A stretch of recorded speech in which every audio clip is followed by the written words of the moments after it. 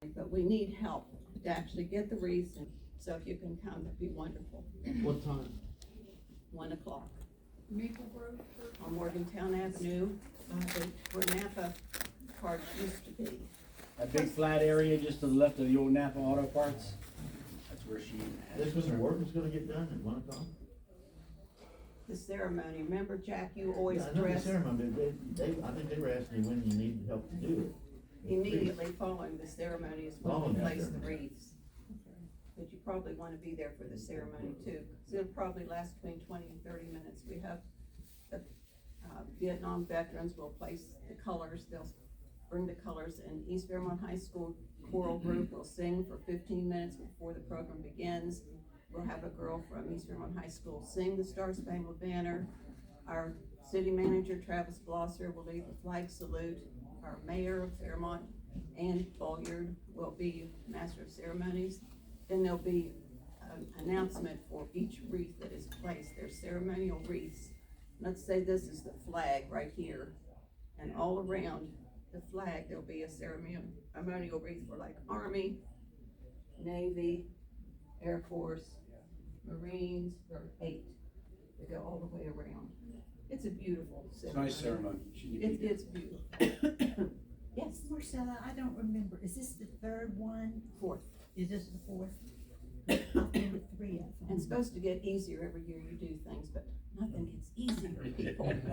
I need help every year, and the weather is not our friend sometimes. It's really cold or really rainy, so please, if you can come at all. And you don't have to carry the wreaths from the bottom of the hill to the top of the hill.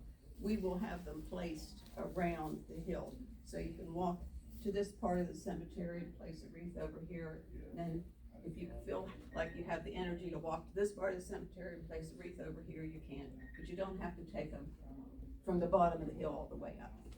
But the thing to keep in mind is that if there's a lot of us out there, it doesn't take long at all. If there's very few people, it takes her a long time with a small group in whatever weather's there. So it's the least we can do. I mean, and before, are you finished? I'm finished. Okay, before you get away, some people take it upon themselves. You know, here I always say, get involved, make a difference. Here's a young lady that got involved with that cemetery up there. She called me. We were able to get some funds for her. Yes. And guess what? We cleaned it up. She's Yes. maintaining it. She organizes this. She gets people involved. Wreaths Across America. You have no idea what an undertaking this is until you do something like that. So hats off to Marcella and her folks. Thank you so much. Really appreciate it. All right, sure. Did everybody get one of these before I go off on a ramble? You did not? What's that date of this? Today's date. What's the, no, what? Marcella, the 13th? Yes, Saturday, 13th. this Saturday, coming 13th. Saturday. Okay, we're gonna get started real quick. If you watched the market this morning, the Dow was like this. Why is the Dow up and down this morning? Unreliable. Unreliable, okay, there's another, what else is gonna happen this Figured out a rate change. What's that? Rate change. We're looking at 0.25% rate change this afternoon. We'll probably know about 2 o'clock. But when you watch the market at 6 o'clock and it's down 50, and at like 10 after 9, it's up 50. As soon as you hear that, just be aware that something significant's happening worldwide, or something's going to happen financially. In this case, the Fed's going to meet. They're meeting right now as we speak, and we're going to hear more about that. To that point, I just see Scott sitting there. I'm trying to get Scott and maybe another attorney to come in here maybe before the end of the year. I'm not sure. Got a couple speakers lined up, but I wanted to have Scott. Scott's volunteered to do it for us. Scott's with Woodman of the World. Get an attorney in here, does a little bit about estate planning for a lot of folks that really, maybe you went into Social Security, you went into Medicare, you weren't planned, you're not planned, whatever the case may be. They're going to give you, sit right up here, my dear, right Yeah, now where I we can will. watch you. Particularly your husband, I'm going to keep an eye on him. But I want people to have some idea of what they're going to be doing, what they can do, what they should do. As I found out, there's a lot of people out there that don't know about homestead exemption. They may not know about this or that or the other, or what papers needed should they pass away, or powers of attorney, that sort of thing. So we're going to try to have a couple people come here and do that. I'll let you know as soon as it's a sure thing. So Going down through there, you're looking at, the Dow was up, at this was at 6 o'clock and again at 10 after 9. The Dow was up, S&P's down, NASDAQ's down. Oil, anybody guess what oil was this morning? 57.67 was the last number I got. So you're gonna find, one of the guys questioned about if gasoline's dropping, why isn't diesel? Anybody know why diesel isn't dropping? It's a different part of the oil. They're using it in the war. The Russian-Ukrainian war is sucking up all the diesel fuel, so. Refilling the emergency. Exactly. And he right now, he's buying it. Trump and his administration are refilling the Strategic Petroleum Reserve at the lowest price possible, whereas, God love our Uncle Joe, he got rid of a bunch of it at a higher price, then they couldn't replace it for the same money, so. Natural gas. About a month or so ago, and I have a good friend that knows quite a bit more about this than I do, so we're gonna talk a little bit about that, but if you looked at the price of natural gas, the one across the bottom on the ticker, it was like $2.29. Anybody wanna guess what it was about 4 days ago, 5 days ago? 5.09. This morning it was 4.59. So, fact of the matter is that as the need arises, we're gonna remember about that in a little bit here, but we're gonna talk a little about natural gas, the wealth of natural gas that we have, and how we gotta bring folks in here to use it to get our economy going. Another thing is, it used to be like if you looked at the stock market years ago, you tried to get an investment that paid you between, 4 and 7%. That was kind of safe, conservative, you weren't risking anything. Anybody want to guess what the 2-year paid this morning? 2-year treasury, 362, 5-year, 390, a 10-year, 420, 30-year, 481. So if you're looking at when you look at the percentage on the stock market, it says it dropped 1%. Remember, it's up to 47,000, and they're looking at 8,000, perhaps. That's part of this year.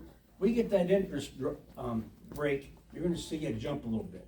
There's a good chance 2026 could be a really, really, really good year. So be aware of it and monitor your money. To that point as well. Sure. You're going to hear a buzzword out there now in national news called affordability. Affordability means that in the last couple of years, stuff's been too expensive. So he's addressing it, and when I say he, I'm talking about Trump. He and his administration are addressing it every way possible, try to change the economy, reduce the taxes, make it a little more affordable, but now they're going to, the other side of the coin, saying, well, affordability, we've got to do this, we've got to do that. But if you look at what happened in the last 6 or 8 years, when Trump got it down, then it went back up, and they'll battle this, but it was about 9% inflation. Now he's got it back down to like 2.2, 2.4, but don't believe me, look it up. But they've used that as a buzzword. We've got to do this, we've got to do that. He's all about his rich friends. Well, he's talking about rich friends. I'm talking about no taxes on tips. I don't know how many billionaires are working on tips, but there aren't many. So be aware of that. How many of you all saw that? And I'm going through this real quickly because I want to give him the time that he deserves. How many of y'all saw that Mon Valley Works, the Clairton plant, steel mill is firing back up? Y'all see that? I'll tell you more about that as I get that, but that's up in Clairton. That's gonna be good for us. As we get more and more momentum and we get more and more factories and people go back to work, all those things, as you've heard me say before, are all parts of the puzzle. I just came back. Where is Mike still? There's Mike DeVault. But I'm gonna recognize him too. There's my cohort right there, Mike DeVault. We were down there for interims for 3 days, Sunday, Monday, Tuesday. A lot of good meetings. We're getting really geared up for the session in 2026. I gotta leave here early. But one of the Well, I'll be back to pay you. But one of the things that happened was that the speaker came out and said, we're gonna prioritize. If you didn't get a chance to hear the speaker's message yesterday at 1 o'clock, go on YouTube, go online, look it up, West Virginia Legislature. It's probably about 20 minutes long, but he hits on 3 really key points that we're gonna be focusing on. And I put some of it out last night on social media, but very promising. I was tickled to death with it. One of the meetings that we had to attend, not had to attend, but we got the privilege to attend, was the school board came to us and they want some changes. The state school board wants some changes. And they talked about flexibility. Sometimes you have a situation where this teacher has IEP students and on a given day, 2 or 3 of those IEP students don't show up, so that teacher, and possibly an aide, only has half as many students that it should have. But the school can't say, okay, Jim, you don't have class today, so we're gonna move you over here. We're gonna have you do something else. There's a problem with that. They want the legislature to come in, and they asked us in this meeting, would we help them get that flexibility? Well, I'm sitting back there taking notes, and I'm thinking, you're the same group that give us hell because we wanted more oversight last year. If you'll remember, we passed a bill last year that said that if the state school board's gonna do something significant, run it by the people, through their representatives, and then we'll decide what's the best way to handle that. So that's one of those things that's gonna be hammered out, but we'll get Is that. there a lawsuit about that now? There is a lawsuit against what we passed, Yeah. and now they're coming back saying, we're suing you for what we thought it was, but now we kind of realize it could be advantageous to us. So it's just kind of one of those things that they may have overreacted. Mike, I'm gonna catch you with a mouthful of french fries. Any of your meetings you wanna talk about briefly, or give us a heads up on, please? No, we're good. Well, okay, now back to you, Bob. Okay, anyway, okay. So, I wanted to talk about another one. I got a phone call and said, Phil, you have to be at the Lower Rotunda on Sunday, 3 o'clock. My days all run together, and I apologize for that. This has been a crazy morning, but you have to be at the Lower Rotunda Sunday at 3 o'clock, and I'm like, okay, I'll be there. I had to go check my schedule because I got my own committee meetings. I'm on judiciary, courts and corrections, and on education, but I can make it. So, as luck would have it, and I'm saying all this to show you the emphasis of like, when you get involved, as 2 people in this room really got involved, things happen, and things get bigger and bigger and bigger, and snowballs, and the next thing you know, you have an avalanche of information. Jim and Linda Foster came to me sometime year and a half ago, said, we need a bill to address this situation about testing a hair follicle to see if people are on drugs or off drugs. Are you addicted or are you not addicted? So Linda and her sister, who was a retired judge, Yeah, family court judge. they wrote the bill. I took it, I perused it, I made a few changes. I took it to bill drafting in Charleston, who has a team of attorneys, and I said, I want a bill that says almost exactly what this says. With very minimal changes, they put it in place, and we ran up the ladder, and John Williams, who's a Democrat from Mon County, he came over to me and said, Phil, this is a great bill. He said, but can I amend it that not only do you use it to prove that someone is on drugs, but you can use it conversely to prove that they're not on drugs. So I consulted my attorney, DJ Morgan. DJ said, nope, it's not gonna hurt the bill, could make it stronger. We ran it, it passed the House 97 to nothing. Right, Linda? Thank you.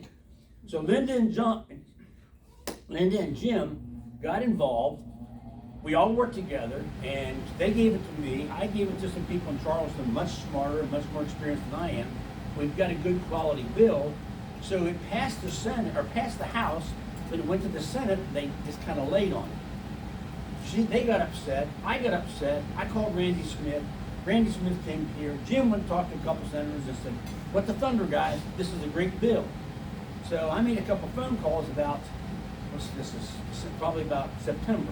And I said, you guys are complaining about too many kids in the foster care system. You got 7,400 kids, and you've got grandparents that are trying to get their kids from the biological parents who are under the influence of drugs, and you won't give us the tool to allow them to do what they want to do. Well, guess what? Now this couple of the senators, you talked to Chris Rose. Chris Rose calls me, Randy Smith calls me. Now we've got people in the Senate on board saying, how in the thunder did we miss this? So now we had a conference, and there were probably 100 people there, 150 people. 150 people will step into the forefront to the podium, and they're just like us. And they said, if you want to speak, sign up.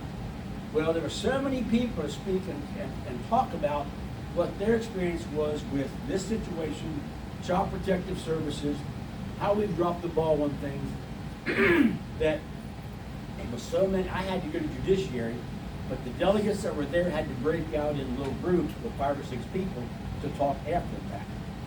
The fact of the matter is that because of what they did, and folks like you do, that's how it gets to the legislature, that's how it happens, that's how a change is gonna come. I would almost bet the farm that that bill's gonna go in probably the first 2 or 3 weeks. Very, very, very good. Kudos to you two and to your sister. Great job.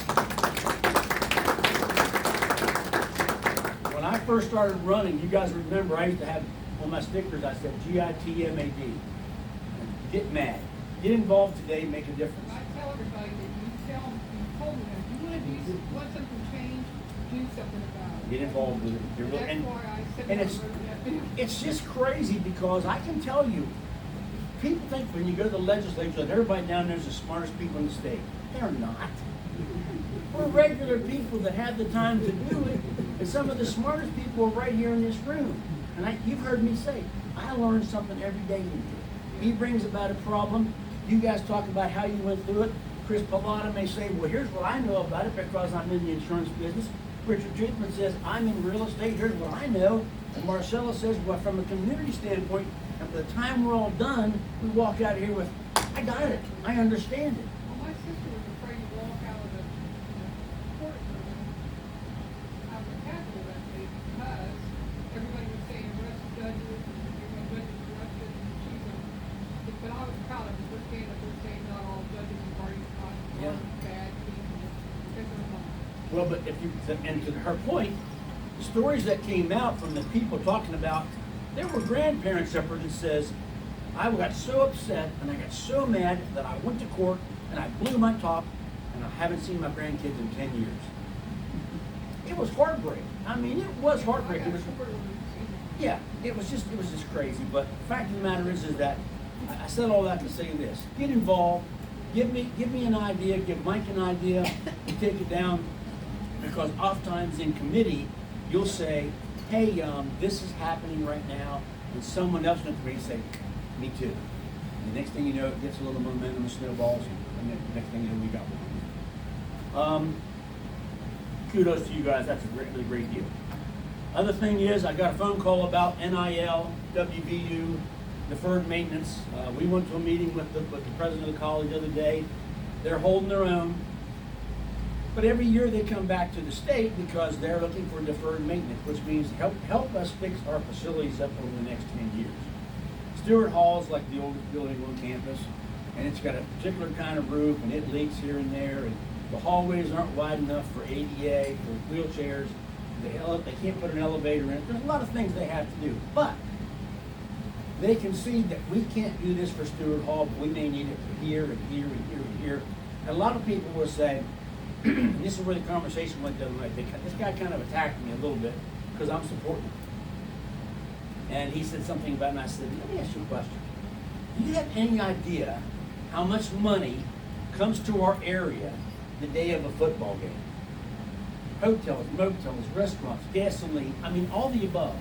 People drive by a shop and say, oh, look, they sell this. They're in there looking at it. I mean, it's up into millions and millions of dollars. So it's like a shot in the arm for our economy every so often. Now, how does that tie in with NIL? What is NIL? What is that? Name, image, and likeness. So if I got a good friend, Charlie, and he's a really good athlete, and he draws a lot of people to the gate, and we got 65,000 strong every day up there, people, and buying gasoline and buying hotel rooms and restaurants. He's got them coming in. He may get a cut of that because of him coming to our school and drawing in our people and helping our economy. People say, why should we give him that much money? Maybe he gets $4 million for 4 years of commitment, or 2 years or whatever. We give him $4 million, and as a result, we get maybe, I don't know, several $100 million over the next 4 years, because he could end up being the next Major Harris. If you look at it that way, you have to say, you know what, that's a pretty shrewd move. Tie that back into the gas situation with Hope Gas. They gave $2 million for name recognition on the Coliseum. That's $2 million a year for 10 years. From an advertising standpoint, from my time with UPS, I can tell you, that's a pretty doggone good deal. #1 venue in the state for $2 million. Every time it goes on TV, have any of you watched the Mountaineer basketball games on ESPN Plus? Here we are at Hope Coliseum. Hope Coliseum, Hope Gas, Hope Coliseum. Morgan O'Brien, who's the CEO, says, we are West Virginia. We're hope for West Virginia. They really are. But they want a rate increase. What's that? They want a rate. He wanted the 41% rate increase, and we'll talk more about it. I'm trying to get him to come here. He's a really good guy. They bought like 7 gas companies, old gas companies all across the state. In our area primarily, but regionally, some in the other states. But they bought 7 gas companies. And some of those gas companies, lines from the transmission, and Charlie can tell us more, from the transmission to the plant, and from the plant to the houses, the lines were 120 years old.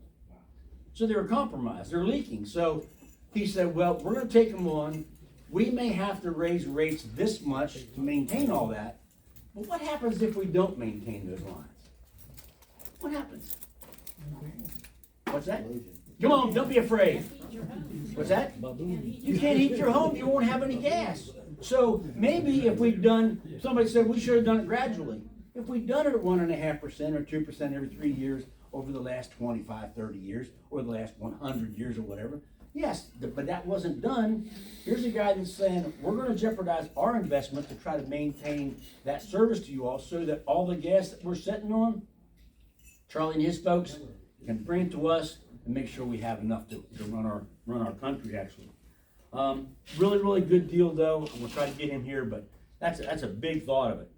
I got a call last night. It was late. Like I went to a Christmas party and I got home and this individual called me and said, we want to know what's going on with the county commissioners and the dust stuff. And I said, okay. So I know enough about it to be semi-dangerous. But here's what's happening. Here's a district there's 3 districts, and Mike, you can chime in on this anytime you want to throw down the French fry for just a second. There's 3 districts, okay, and we got 3 county commissioners.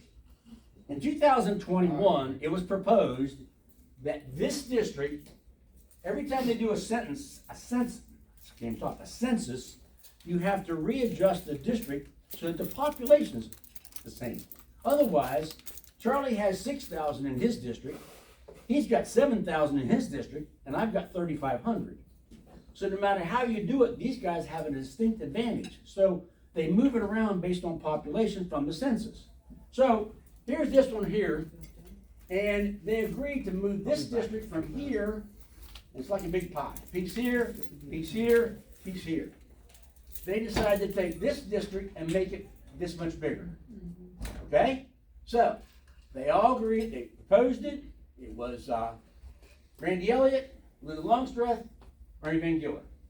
They agreed based on what they were being told to move the district this far over. And it had somewhere to do right around Maryland, Pittsburgh, and Ohio, top of the hill. So they moved the district line over. It was proposed, it was seconded, it concurred, they voted on it, signed off on it, 2021. They have a 6-year term, so in 2027, those new lines are the law. It is an elected or a candidate, it's a candidate's responsibility to know where you live and can you run in that precinct, that district. Now, you're going to hear a whole lot of stuff, but we moved this line over here, and guess who lived right here? Linda. Okay, she lived right here. We moved the line over. Ernie's district hadn't changed. He's where he's always been. His district got a little bit bigger for 180 people. So they moved it over, seconded, concurred, voted on it, boom, boom, boom, done deal. Now she's realizing, from what I'm being told, if anybody wants to correct me, you're certainly able to do so, that she's no longer in the district that she was in prior. Does that make sense? Yep. Yeah. So now we're having a situation where an attorney that we all know, and I'm not going to get involved in that, but that attorney is going to take it on, and the county commissioner is going to sue the county commissioners that we didn't know what we were doing. We could sue it for a lot more than that then, couldn't we? Well, it's just crazy, but from what I know, and if anybody wants to correct me, God love them, come on up here, we'll certainly accept it. But someone said last night on this phone call, you know what, Ernie was in her district, so he was not even allowed to be elected at that time. And I'm like, that's not what happened. When you change the lines, you know, if we'd gone more towards Ernie's district, she wouldn't have been affected. Everybody realize that? If it's like this, and we brought it this way, away from her house and into Ernie's district, she wouldn't have been affected. That's crazy. But that's what we deal with here. Now they're changing the whole conversation to make it look like, well, you know, this redistricting. And redistricting has been done forever. And when it was the Democrats, when they had the majority here in the state, it happened, and it's called gerrymandering. If you've ever been involved, but we talked a little bit about that months ago, but if you want to know more about that, I'll get someone there from the Secretary of State's office and we'll talk about it, but it's something to deal with. Phil, they're trying to make it Democrat versus Republican Yeah, now. yeah, And back then, in 2021, there were 2 Democrats yeah, and 1 Republican. yeah. That's exactly right. Now they're trying, thank you, Scott, that's a great point. Now we have 2 Republicans, Bobby Duvall and Ernie. It's like, you guys ganged up on her and she didn't know and we didn't know. And wait a minute, you seconded it, you concurred, and you voted on it. Bobby wasn't even there. Yeah. In 2021.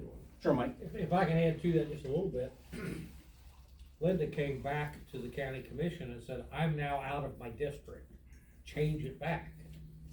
And Ernie and Bobby said, hold it, this was done 4 years ago. If we change it back now to accommodate you, we're gonna get sued. So if a judge hears this and says, yeah, we've taken an incumbent and moved it, and move it back, he said, fine, both of them said, fine, we'll move it, but we don't have the power to accommodate Linda Longstreth unless a judge tells them to do so. They said, we don't care where the line is, she can run, but we can't move it just for her. And I agree with that 100%. Bobby wasn't even there, and Ernie was the lone Republican of the 2 Democrats. Now, I believe now, correct me if I'm wrong, Linda is now an independent, I think. She was a Democrat because she spent 20 years in the House. She was a Democrat, for sure. Oh, yeah.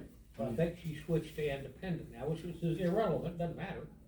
But she's, But that came up late last night the in the conversation. gerrymandering that Phil's talking about, that happens every 10 years. Every since then. Pat Carr on Bonner Bridge is now in Taylor County for House District. Whitehall, 20 years ago, was in the Harrison County District. Whitehall couldn't even run in Marion County, so it changes every 10 years. This is not uncommon. Unfortunately, when Linda looked at the map, she didn't realize she was looking at her own street. It only moved 186 people. Yeah. Which doesn't seem like much, but you've gotta keep the numbers the same. But now for us, if you looked at our district right now for the House delegates, we each have 17,347 people.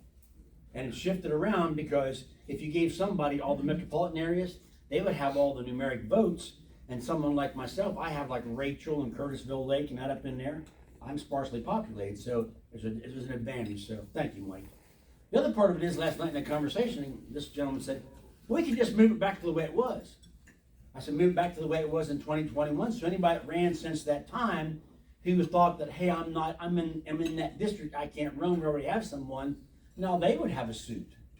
So it's inflated quite a bit, and you just gotta make sure you know what's going on before you get involved with that conversation, but I wanted to clear that up just a little bit, all right, last thing I'm gonna give you, Jack brings me in papers all the time. I'm getting a exponent telegram in my driveway free every Wednesday. This is information right there. It says lawmakers hear about child welfare system return. That's what Linda was involved in. Thank you for that. But he brings me in these papers and we have columns in it. I look it up, I research it, say, hey, you know, it's valid, it's not valid, whatever the case may be.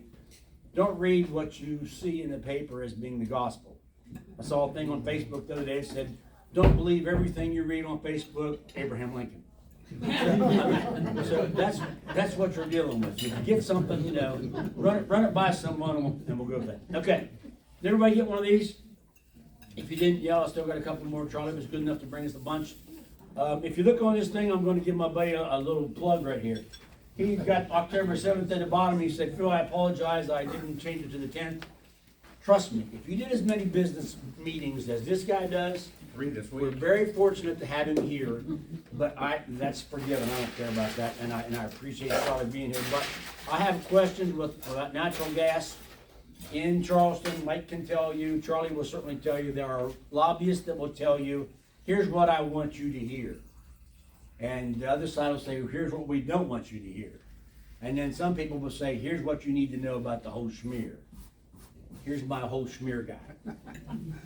He'll get up and say, here's what it is, here's why we have to do it, and that's why I wanted you guys to hear from Charlie Bird. Charlie, if you would come on up here, it's all yours, buddy. Give him a warm welcome. Let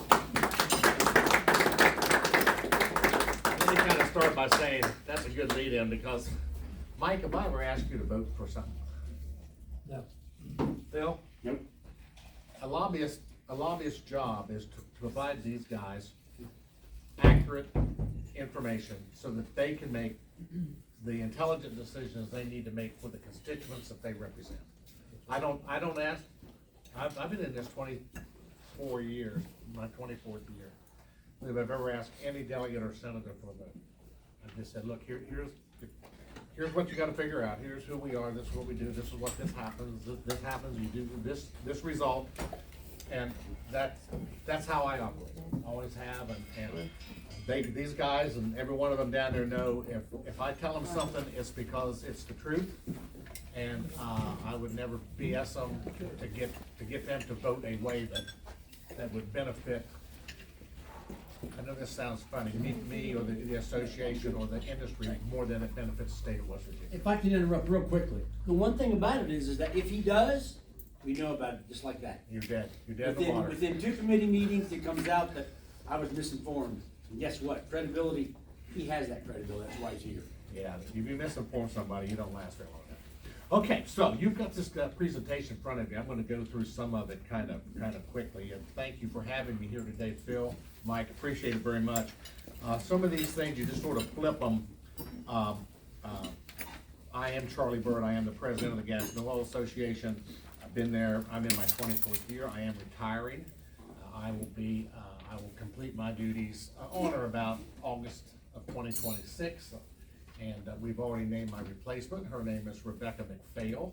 And Rebecca is a former executive director of the West Virginia Manufacturers Association. She left there a couple of years ago and went to Washington, D.C. and became a pretty highfalutin kind of ranking person with the American Chemical Council. But she came back, wanted to come home, and this was an opportunity, and she's going to do a fantastic job. I'm kind of right here. I'll show you where I'm at. That one page of the United States, that shows you every place oil and gas is produced in the state, they're kind of in the United States, there it is. If you'll notice how those maps are drawn, no gerrymandering here, it is what it is. You either produce gas and oil or you don't, and you can't move the lines very far. But if you'll notice, the Appalachian Basin is the largest of all of the oil and natural gas producing areas in the country. When you look to Texas and you see that thing right in the middle that says Barnett Fort Worth Basin, that's about a 5,000 square mile area where they produce from the Barnett Shale, which is a deep shale. And then you look up where we live, and that's about a 95,000 square mile area of production. That's why the Marcellus and the Utica represents about a third of all the natural gas production in the country. It comes right under your feet. That next map shows you a little bit clearer. Two colors, blue and orange, or blue and brown, however you see it. I'm a little colorblind. The blue is the Marcellus, and that orangish color underneath is the Utica. So more Utica being drilled in Ohio than it is in West Virginia. We are more into the Marcellus. Next page just tells you we started drilling the Marcellus in 2007. We've drilled it very successfully ever since. Every county in the state benefits from natural gas production as they do coal production. And we've contributed almost $6 billion with a B, $6 billion in severance and property taxes. Severance taxes goes to Mike and Phil and the rest of the legislature to divvy out. It goes into the general revenue fund. There's a couple little carve outs that they do, 10% that comes back to the counties, and some bonding things that they dedicated repayment to from severance taxes. But other than that, it all goes to the general revenue fund for the delegates and the senators to allocate across the state for beneficial uses. County property taxes, or county taxes, go straight to the counties to be used at their discretion. We dropped a little bit in rank. Last year, if you were here, we were third in natural gas production and fourth in overall, we were fourth in natural gas production and third in overall energy production. That's changed a little bit. Louisiana snuck in front of us there down. They produced a little more than we did, but that's okay. Not a big deal. We like Louisiana too. As I flip, you'll see that we increased production this year, almost 3.3 trillion cubic feet of natural gas. When we started drilling the Marcellus in 2007, we produced about 256 BCF of natural gas. So we're producing 13 or 14 times more now than we did when we first started drilling the Marcellus. They are very prolific. Some of those laterals are upwards of 20, 25,000 feet, so 4 miles, 5 miles of pipe. Everybody know what he means by laterals? We're gonna drill down, then we're gonna go out. Horizontally. Yeah. When we used to go straight down, you got what you got is however deep the shale or the producing sands or shale were. But man, when you go laterally in it, you produce a ton. And it shows that we produce a lot. The other startling statistic at the bottom of page 8 is how much conventional production has dropped in the last 10 or 12 years. Because we're not drilling conventional wells anymore. So those wells that are there still continue to deplete, and the systems that they serve are now have to be augmented from pipelines other than where gas from other than conventional wells produce into. And then the number of wells, again, it hovers right around 60,000 to 60,000 wells depending. And all this great production that we have, this 3.3 trillion cubic feet of natural gas, comes from less than 5,100 wells. And the other 56,000 wells produce the other 4% of our production. As I flip, the top producers in the state, those don't change. These are the top producers and have been for the last 2 or 3 years. I have highlighted Antero and HG Energy. They just announced a merger that will take place sometime mid to late 2026. So HG Energy has merged or has been bought by Antero Resources, and they will continue to get bigger. Antero already produces a third of all the natural gas that we produce in West Virginia comes from Antero Resources. And we're going to get that. These other companies are all great companies. Northeast Naturals is a West Virginia-based company that produces in Mon County. Arsenal Resources, the owner is originally from Dollar Valley, and they produce just down the road. Matter of fact, between here and Clarksburg, there's a big well pad you can see up on the hill. That's an Arsenal pad. And then Diversified Oil and Gas, they are a conventional producer, but they have 21,000 wells. So they produce a lot, but they do not drill horizontally here in West Virginia. While you're on this page, John, INR purchased Antero Resources. Did any of that take over at West Virginia, or is that another state? That's their Utica Holdings in Ohio. Ohio. Yeah, Antero is solely West Virginia focused. So they did divest themselves of some Utica assets in Ohio. As I flip the page, you see the top counties that produce. Wetzel, Powder, Marshall, Doddridge, all of these counties, you know where they are. They're all in the northern tier of the state. Mon County just falls off the chart here. They're not too far below Brook, but they are not in the top 10. But the counties around you certainly are. Harrison, Mon, Lewis to the south, and then over along the river, very prolific natural gas wells being drilled along the river. much do we pay? Well, everybody pays taxes. We're no different than the coal guys. They pay 5% severance tax just like we do on the value of the product we sell. Last year, $318 million into the state general revenue fund to be allocated. That's all price for production plus price. Like Phil said, you know, a few months ago, we were trading at $2.50, now it's $5. You know, that's just how it works. The price fluctuates up and down, but overall, at the end of the day, how much we sell and how much we sell it for is taxed at 5%. And a couple of years ago, the prices were extraordinarily high, $7 or so. You can see that it was almost $700 million, and now 2 years later, it's about half that. If we go to the next page, we kind of do a little bit of a comparison. We add in what happens with comparison to coal. And for many years, coal highlighted in yellow on that page was substantially higher than we were, because they produce so much more. But now we're producing more and using it for other places and sending it out of the state. We send 90% of what we produce out of the state to markets there.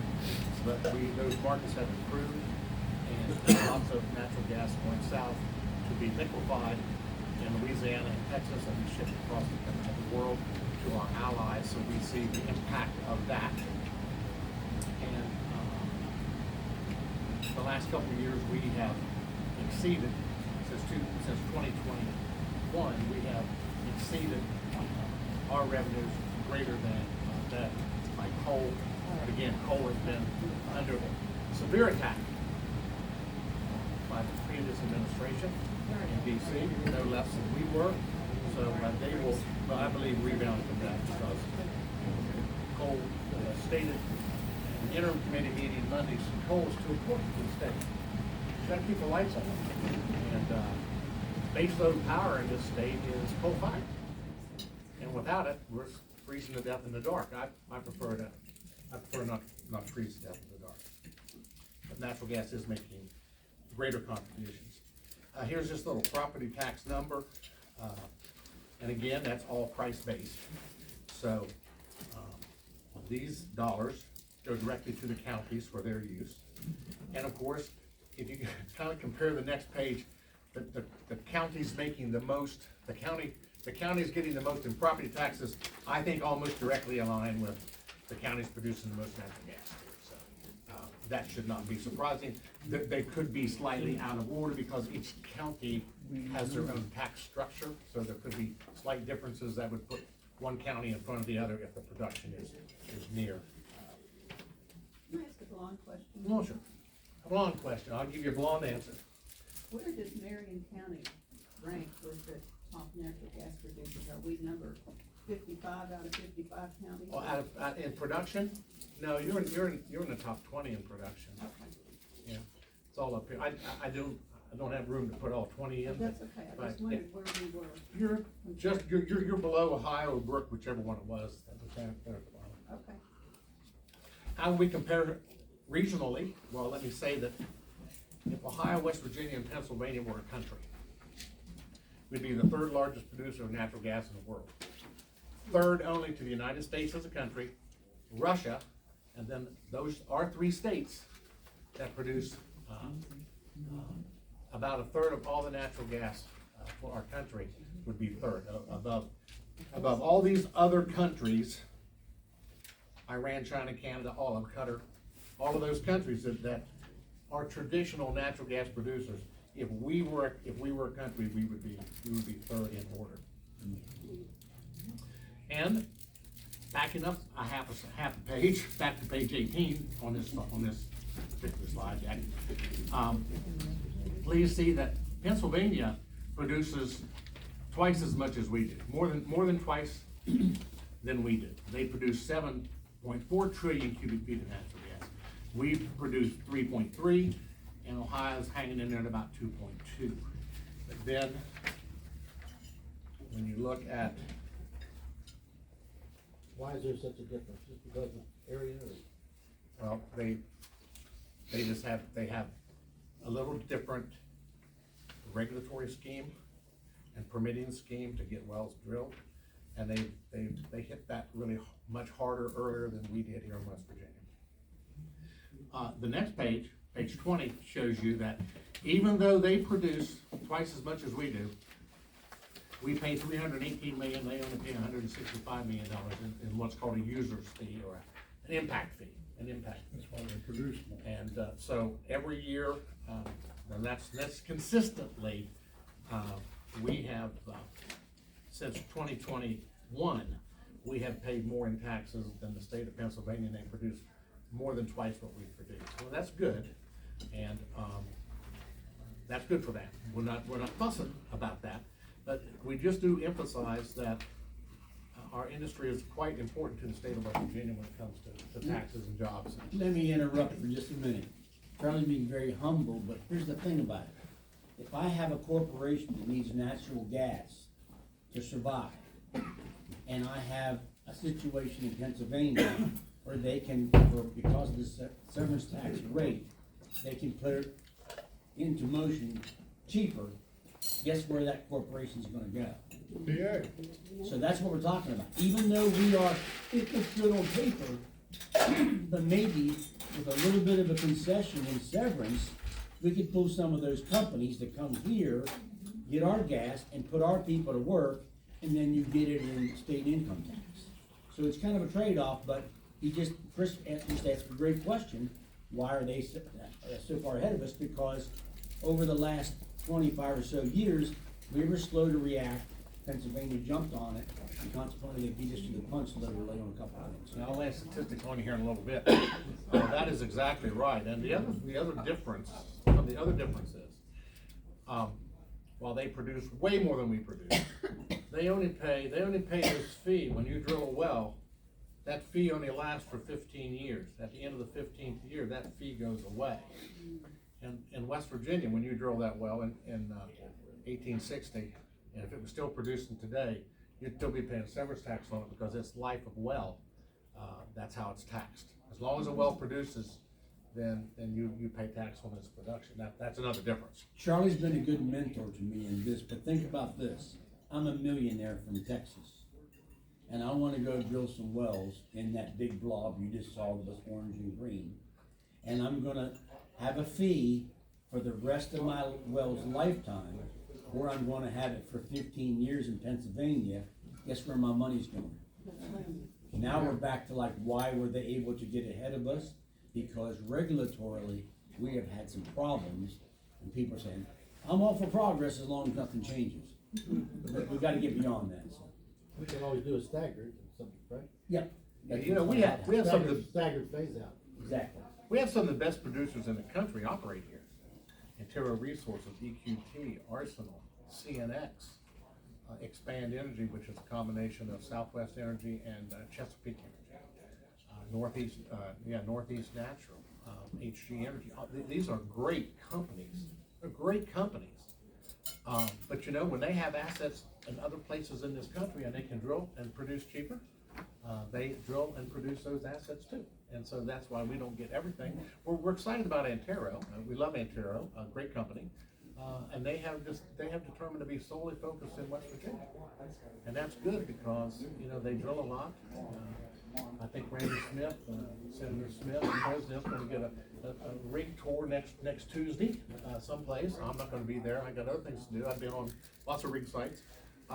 But it's exciting to go out there and see it. There's no greater industry in the world than the oil and gas industry. I love it. I've been doing it. I'm 72. I've been doing it for 53 years. I don't want to tell you how much I love it. So now I'm going to go off a little bit off script here because I made a presentation to the interim committee, and I just want to give you, just let me kind of bullet point out what we mean, I think, to the state of West Virginia, and why we're important when we start thinking about developing AI, data centers, and natural gas-fired power, which has to come. It has to come. Natural gas, and I'll talk about that. I'll talk about that in a couple minutes. But here we go.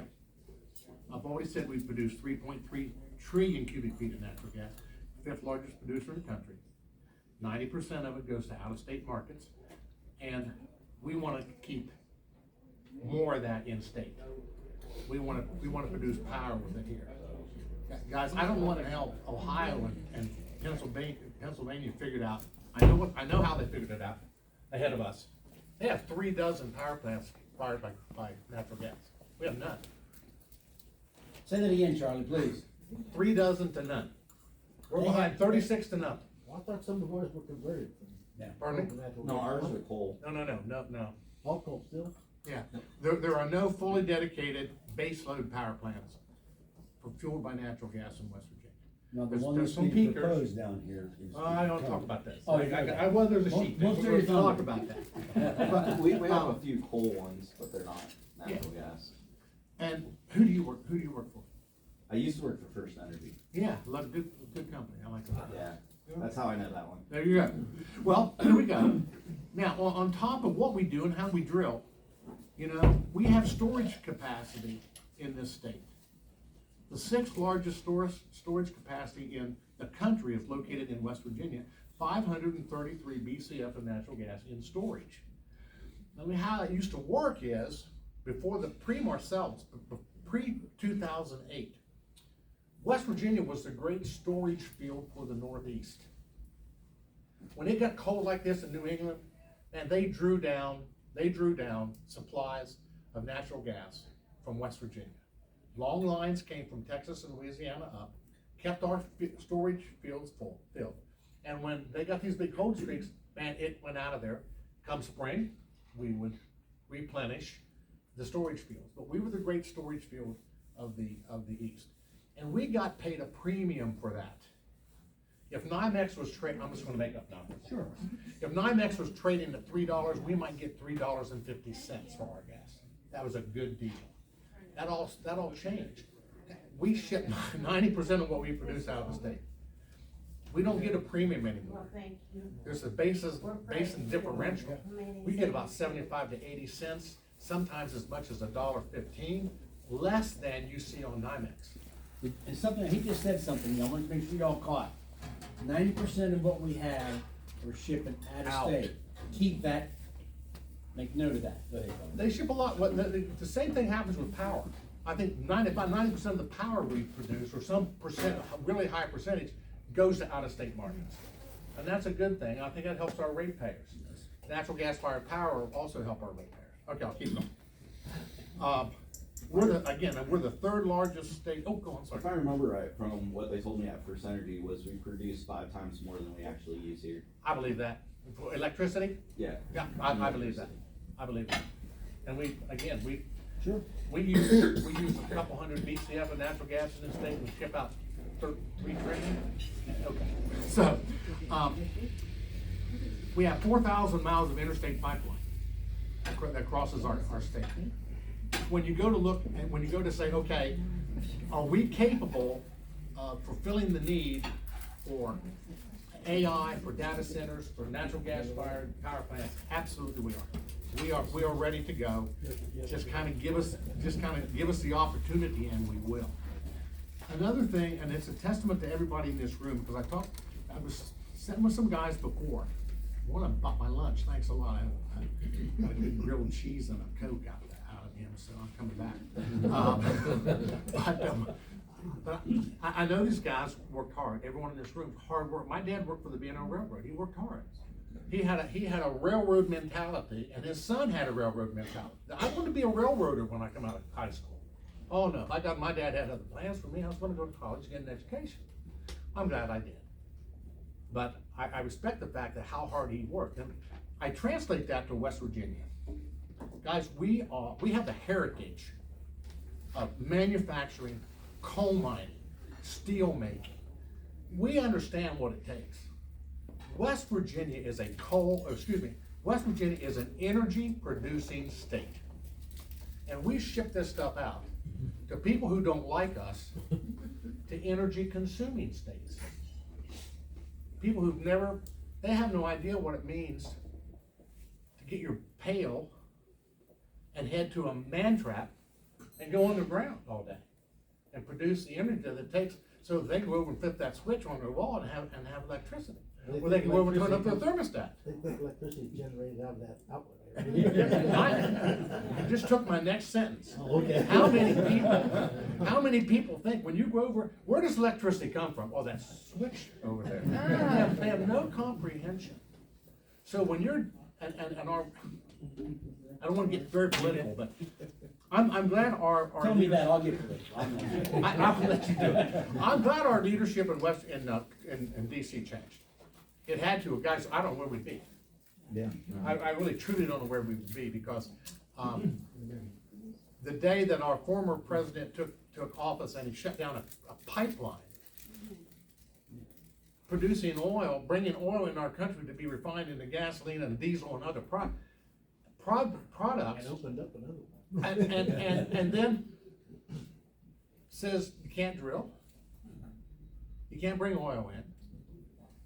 Hell, I don't know that you could permit an oil refinery, but we're gonna have to find out because we're running low. California's gonna find out. They've made it so tough on California refineries. We've got big ones closing out there. We'll see what happens. By the way, California was $5.29 per gallon of gas this morning. I paid $2.43 last night at Sam's, a mile from my house in Vienna. $2.43 a gallon, that's what I paid. $2.16 in Weston. $2.16 in Weston this morning. I'm gonna drive home through Weston.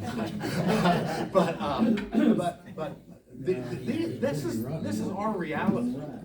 And I had a conversation before I stood up here to speak. We have to keep the Republicans in another 4 years after.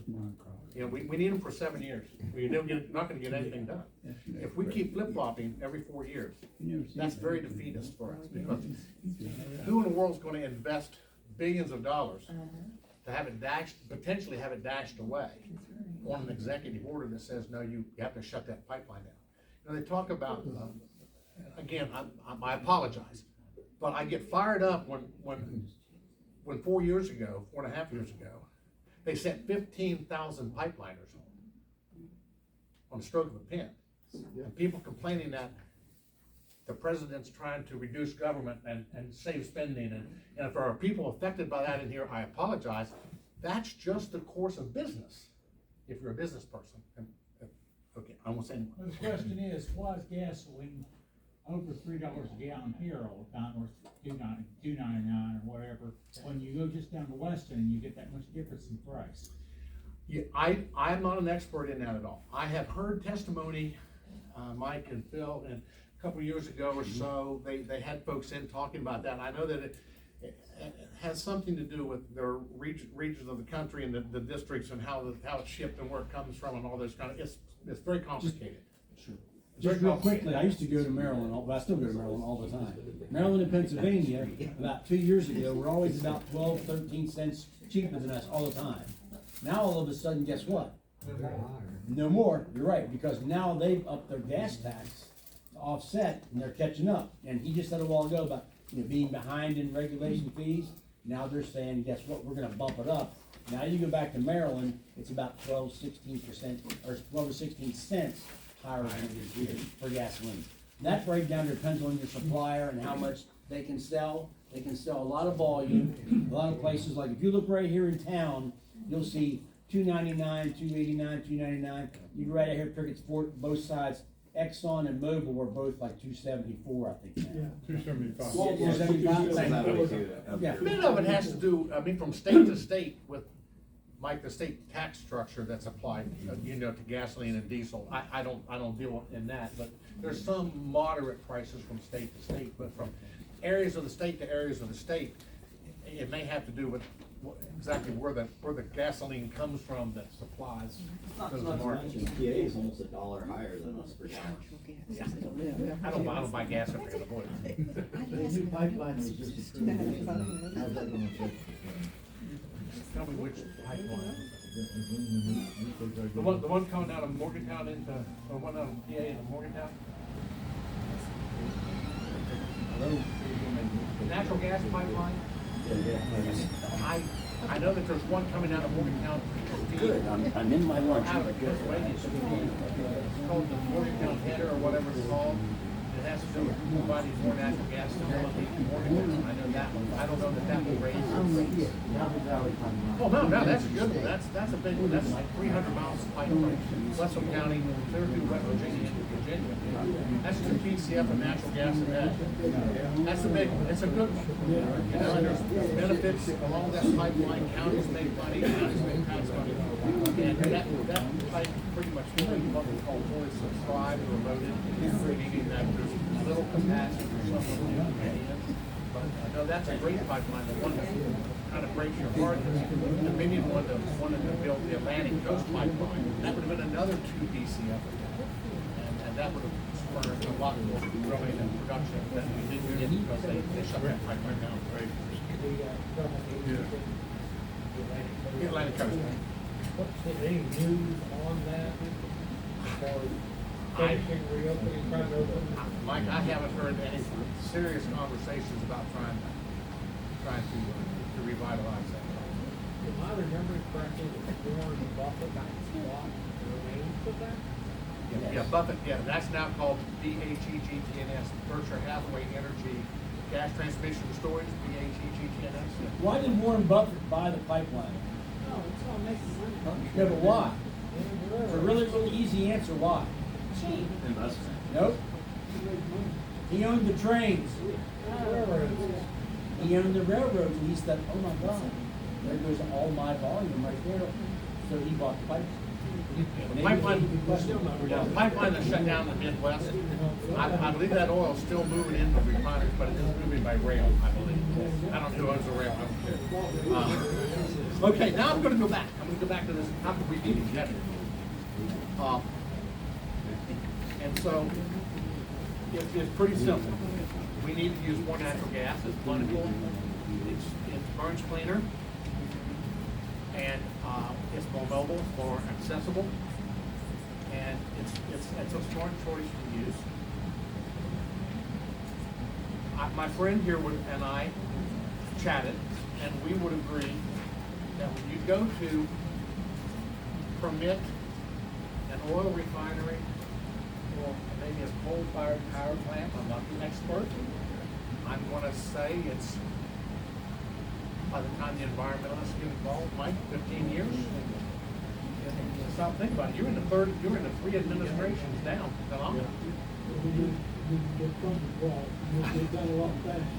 If they can find a way, once you get a permit, to be guaranteed that permit can't be revoked, whether they would ever pass something like that, it affects us too, because we have big compressor stations that have been built to take natural gas into New England, that have been challenged that they didn't permit that compressor station. Now, this is 10 years ago, challenging a permit issued 10 years ago that wasn't valid.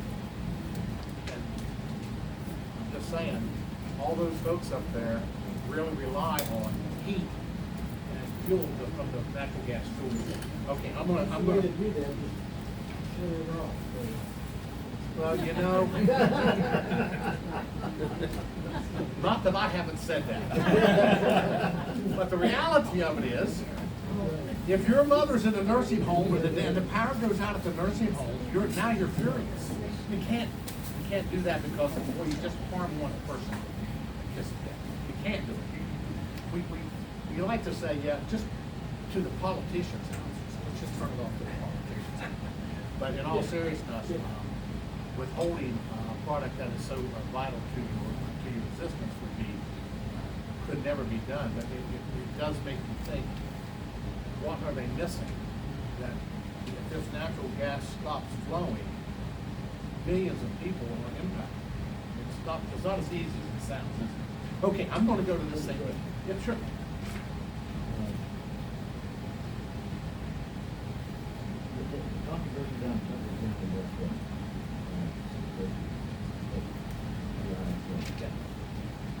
They had a lot of natural gas available. Natural gas will be brought in there. They do it by pipeline. They're gonna have a pipeline. Big pipeline that goes through They're in close proximity to an establishment. Yeah, that was the whole thing.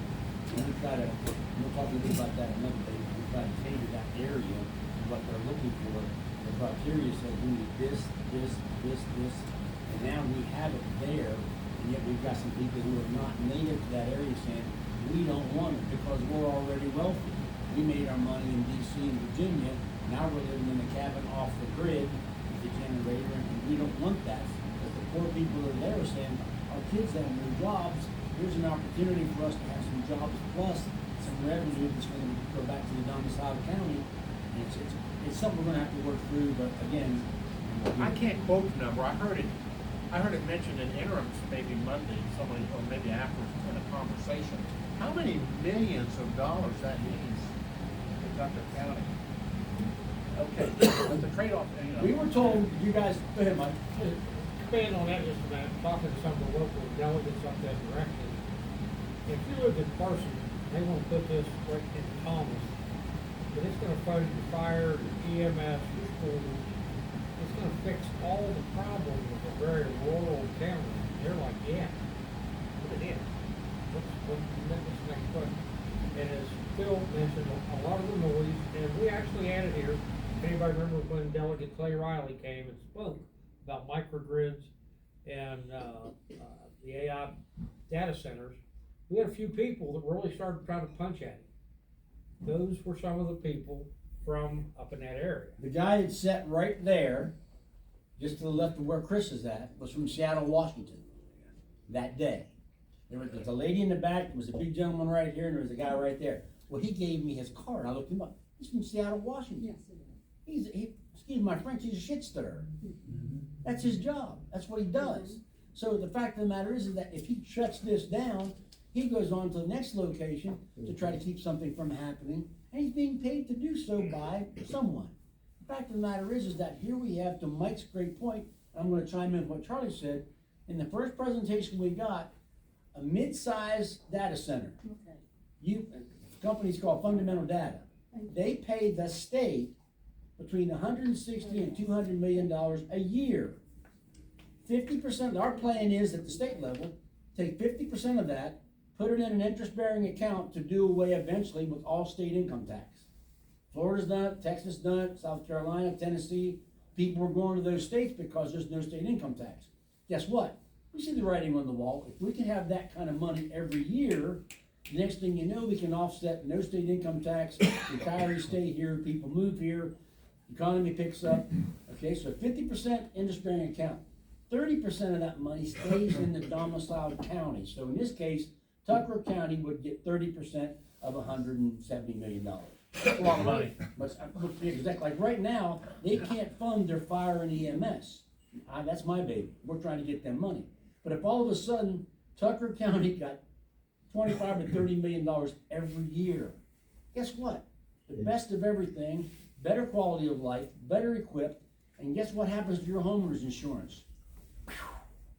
Something called an ISO rating. And if you guys are insurance, ISO rating 10 means you're not really well equipped. ISO rating of 1, you have manning, you got equipment, you got water supply, all the above. And if you got better equipment to fight fire, your homeowner's insurance goes down. It's a big, big deal. So the fact of the matter is, for someone, and the other 10% was to keep the grid up. The lines, the poles, transmission, and another 10%, the last 10% is set aside in an account that people have. If big folks cannot pay their electric bill, they can apply to that. It'd be means tested, and you get assistance.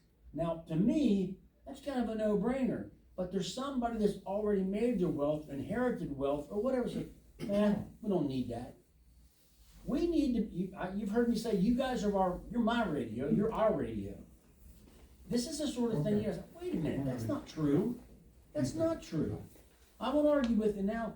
I'm not arguing with you now, but I'm going to call my friend Charlie Bird, and I'm going to get these numbers right here, and I'll be back and challenge it, because it's for you.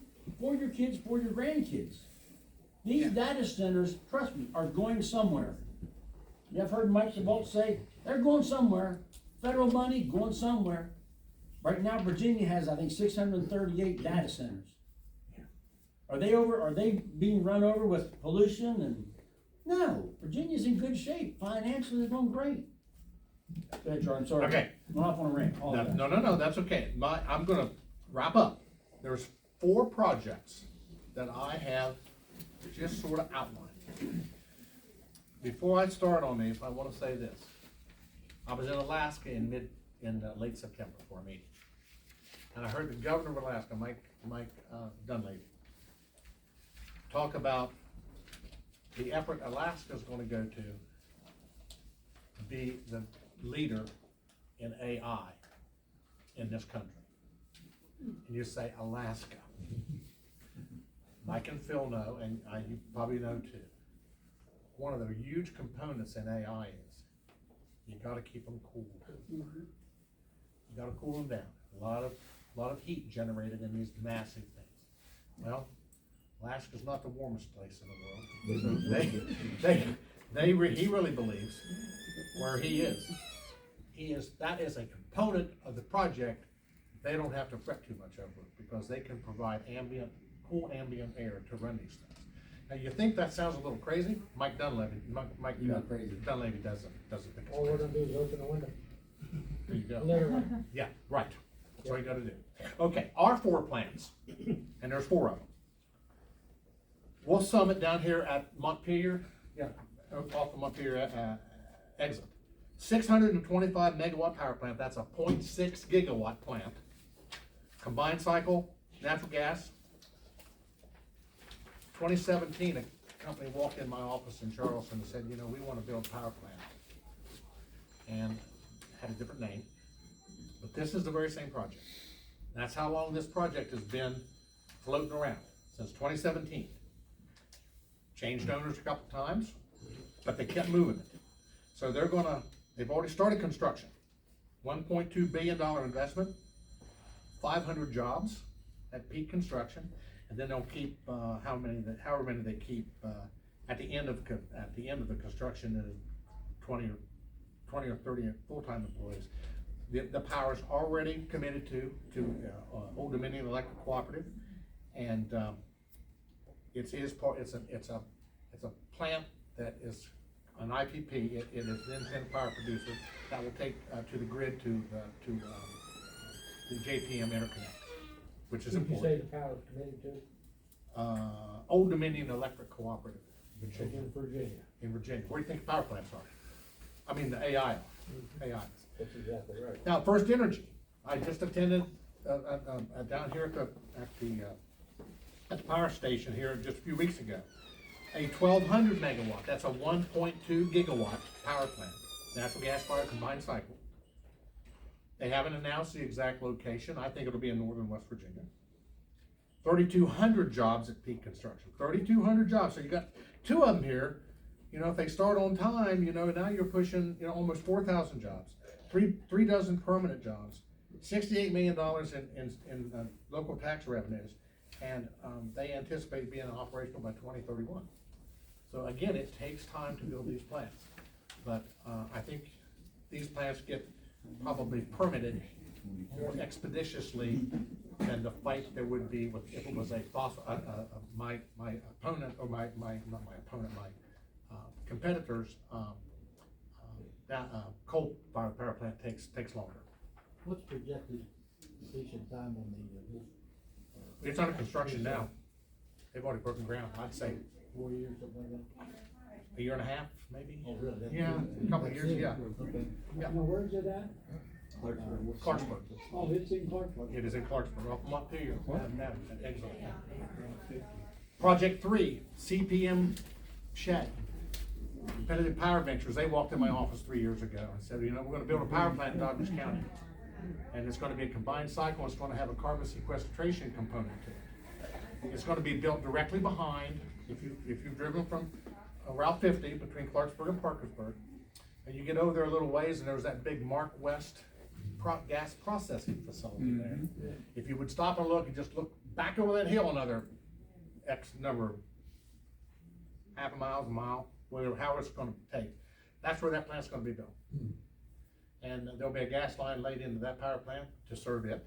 It is a huge power plant, it's a 2 gigawatt, 2,000 megawatt natural gas fired power plant. They're gonna lay high voltage line to take the electricity out. Again, it goes to the grid. It does not supply customers in West Virginia, so there's no negative rate impact on any of this to West Virginia customers. It's a wholesale generation, and it'll supply, it's big enough to supply 1.8 million homes. Another 2,000 jobs and another 6 permanent jobs at the end. They will break ground probably sometime third quarter 2026. That's kind of the plan now.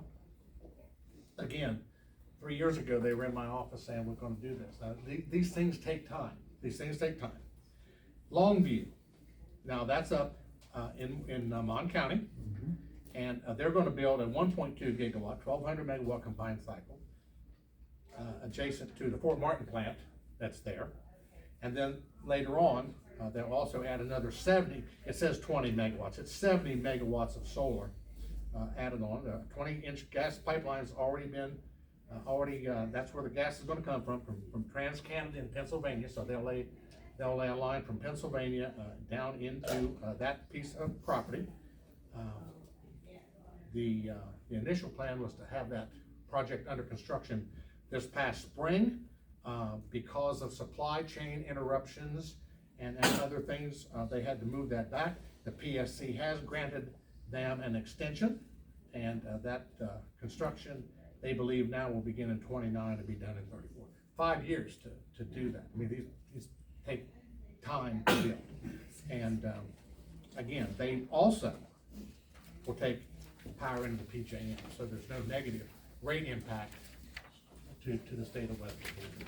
Well, one of the things people don't understand is natural gas producing electricity is a lot less impactful on the economy or on the land and stuff as coal fire because of the ash produced. You don't have any ash production, you got to bring in line for the scrubbers, everything else, you can just go in and produce it. Yes, but much less overall construction and maintenance costs and operating costs from natural gas to coal, and that's Charlie, the reality. We have a presentation last year in the Energy Committee that I'm on about the Longview plant, and with their current capacity, that's gonna take them to 2 gigawatts. They've got about 720 or 60 currently produced, and they had the drawings to put 8 data centers on their property on that site. And so not only is the tax revenue gonna come from the electric production, now we've got the tax revenue for data centers that is very, probably gonna be on site. If you've ever been out there, they got a lot of flat ground around it. They've identified 8 sites that they can put, the AI. And these centers will be like a magnet into those areas where there is power right at site and land to accomplish what they want to accomplish in construction. It'll be amazing. Mike, a lot of that land's right along the river too. Yeah, it is. Little water for cooling. Yeah, they're not far, when Longview went in, they brought, one of their big turbines in. It came in by barge. Yeah, a lot easier to transport. They took it off, blocked the road for days, because it was so big, it hung over the 2-lane road. So they took the whole road, moved it in, that was the most economical way to get it there. Mike, have you and Phil heard that, I hear, it's rumored, I hear, that when someone calls one of these economic development agencies or the state, and they say, hey, you know, we got this plan to build this data center. I've come to understand that maybe the first question is, do you have your turbine secured? Because these turbines are on a 3-year delay right now. 3 years. Yeah, I actually have a friend of mine that, builds, the newest generation unit for the gas is called a 2+1 unit. They have 2 turbine engines, which is, in layman's terms, large jet engines like you see on a jetliner. Then they collect the heat from burning of the gas, spinning the turbines, run it through older fashioned, if you will, steam generators. They collect the heat that's coming out, they're getting ready to waste, turn it, heat water, make steam, and then they run a steam generator.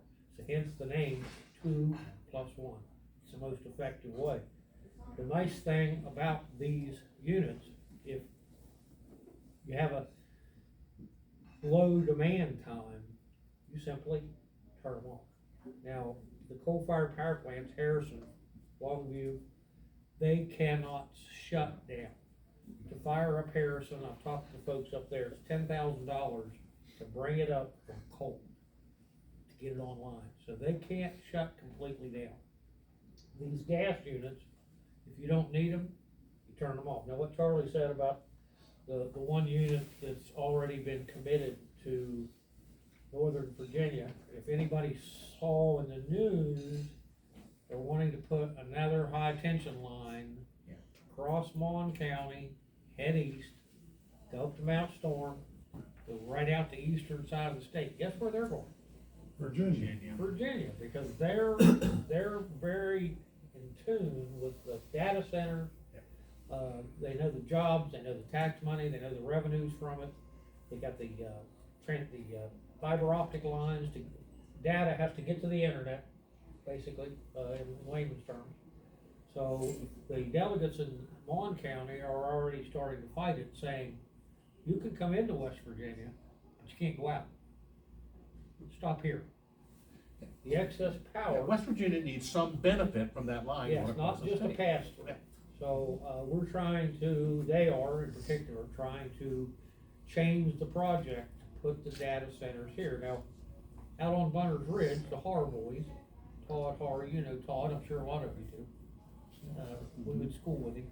He was a welder down in Virginia. They put some small gas turbine generators in residential areas. You don't know they're there. They're quiet, they vent them up. So he was a welder, and said, well, we're building gas-fired generation spots in Tyson's Corner. Very, very mobile, very, Yeah, able so to they're not place those. disruptive. A lot of the things were being said about Canaan Valley, the Thomas project, personally, I feel is scare tactics. You know, we're expecting to see the smoke jack like you see at Harrison, and that's not the case. That's not the case. If you had, your schedule would have allowed you to do it, I don't know if Mike would or not, but during the interims, I think about 15, 20 delegates got to tour a smaller scale data center in Charleston. That could learn nothing down there. It's like 15 minutes from the capital. It's a data center. If anybody travels around the area, go from Fellowsville up Route 50, up Route 26 to King. There's a defunct coal mine. It's the old Whitetail, the old Whitetail mine, to the left. The power lines are still in there, the substation is still there. Guess what? Those find it, right up 26. You'll see a fenced-in area with a bunch of Connex back. Full confused. Out in the middle of nowhere. I got one projected coming from two out there. Yeah, and guess what There's those one two coming. things, guess what those two do? They're small scale, guess what they do? Data mining for crypto. Now, don't ask me what that means. Yeah, I don't understand crypto coin at all. My brain's not. No use of power, that's all. No use of power. Anything else for Charlie? Guys, now you know why I said that was worth the wait.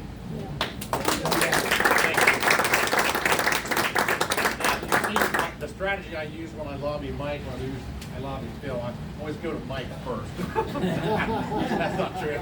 I got a couple of comments here, thank you, Charlie, that was wonderful.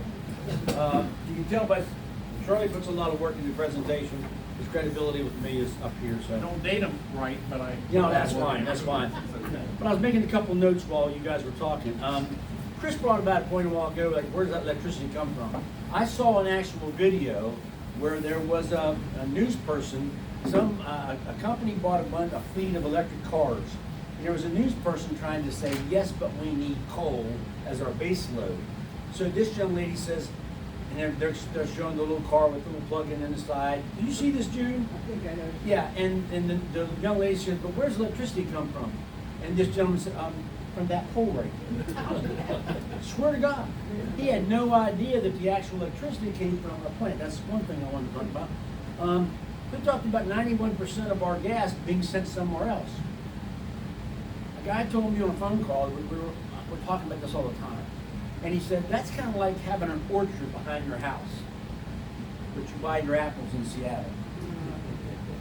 Think about that. That's what we're doing. That's what he's saying. If we're going to bring that pipeline through and we can get a spur here and a spur there, and then we can go to Crouch Incorporated and say, hey, we have access to ample power to run your, and you say, yeah, okay, I'm coming to Marion County, I'm going to have gas that has perhaps through regulations, reduction, a lower severance, and now it's gonna be more profitable for him to be here. Now he comes, sets up his plant, uses the gas, employs our kids, makes our economy a lot better. Is there a problem there with the PSC and, Absolutely. you can't provide energy for this one, nothing to do with less than that, provide it to. They monitor it closely, like we just had a thing the other day where they have a meeting every time and say, you have to justify why you're giving this price to this individual or that price. It's protectionism, it's interstate commerce clause, if you do that, you can be sued, but you gotta be to where you can say, yes, it makes sense because I'm only moving the gas from here to here instead of from here to Pennsylvania, which is, exactly. He also talked about rules and regulations. Jack gave me a paper, okay? Or no, this is what was in my driveway. Fairmont to streamline the business licenses, reducing 91 categories to do business down to 15. City Manager Travis Blosser explained that the Fairmont currently has 91 business license categories and regulations, but he noted that because the West Virginia legislature now changed the rules, regulations, and will change business license structures, they've gone from 91 rules and regulations down to 15. That's what we've been doing for like the last 2 or 3 years. Finding out what's Ohio doing, what's Tennessee doing, what's Texas doing, what are they doing to attract businesses. To Charlie's point, that's part of this. It's just crazy. We talked about corporate and residential.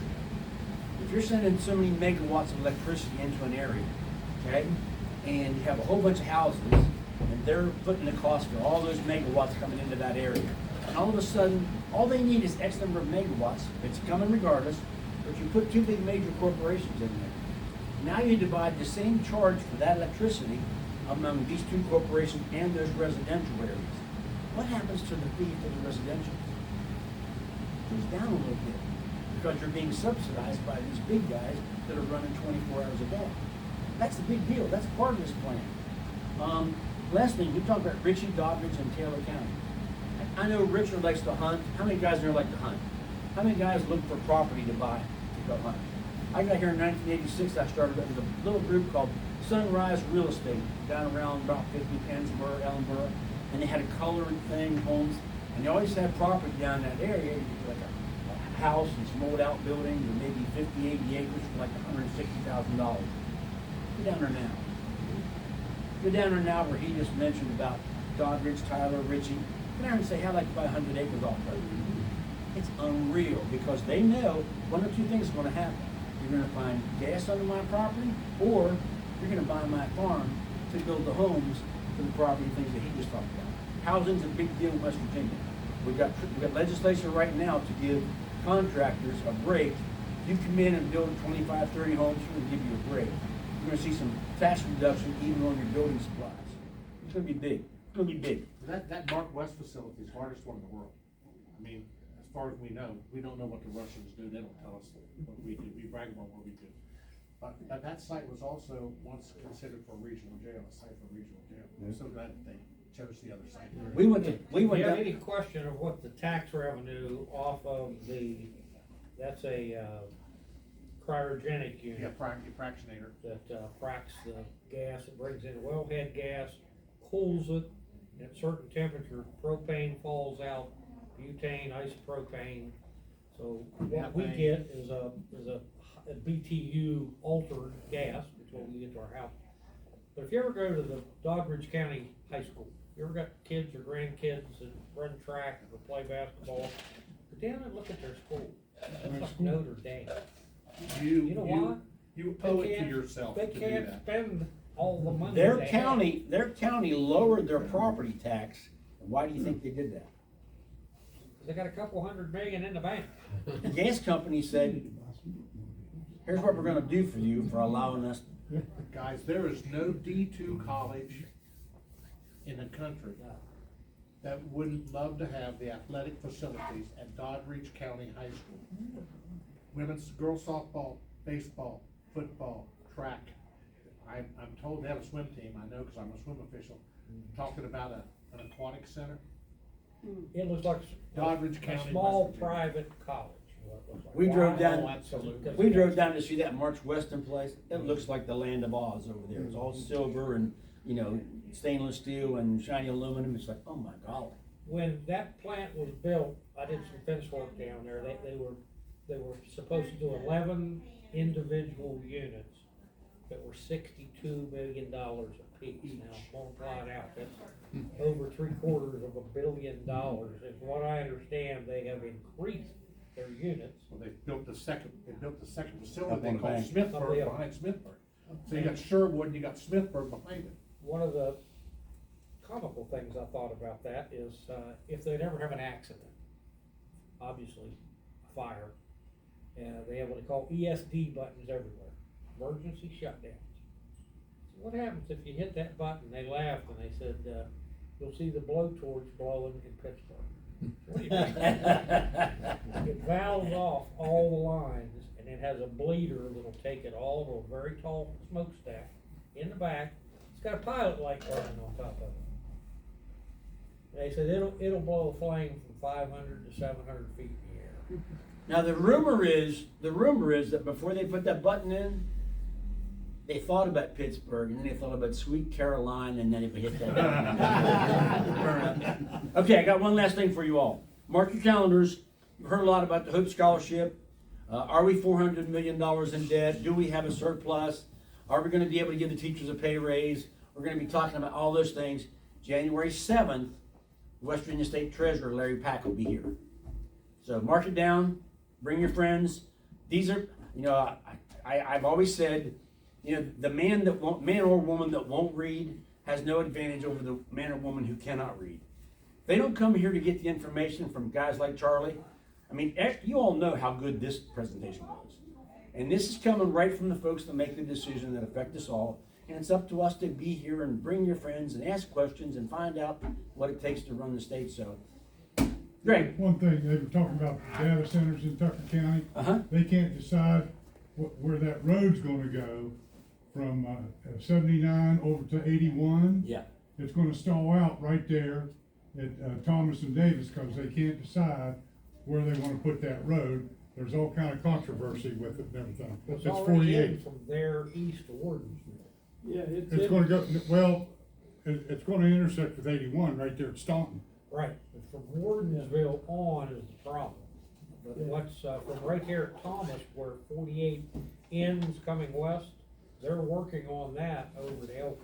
Yeah, but they don't know where it's gonna go. They have the bridge almost done over Cheat River, and then they have a bridge on 38 that's almost done. Right. It's paved and lined and everything. I mean, it's progressing, and it's gonna have to end there at Parsons, I think, because they can't decide where it's gonna come through at Thomas Davis. How it's gonna get up the mountain, I haven't looked. Yeah, it's gonna go over the mountain. Well, projected site is somewhere going through Blackwater, and they don't want it to go through Blackwater because. And that's where you run into. Yeah, they don't know where it's gonna go. Charlie's got something else. Charlie? You are very well represented at the State House with Mike and Phil. I just wanted to let you know, they are top notch. They do wonderful work. You know how much they know. And let me tell you, they keep me informed. I help them a little bit, but I learn more from them than they learn from me. Oh, I don't agree with that. Charlie's one of those guys that if you get something in conversation and somebody's like, I'm not sure about that, I call him. Now I've got documentation to back up my position on it, but, you know, and Mike and I are much better when we don't have french fries in front of us, so. Okay, don't forget, January 7th, Larry Pack, State Treasurer, will be here. Good man. I love you all. I will not be here next week. I'm gonna meet with some people from the DOH. We're gonna talk roads and bridges and ditches and canopies and overhangs, so enjoy your holiday. I will see you January 7th. Merry Christmas Love to you you all. all. Charlie, thank you. Well, thank you, Phil.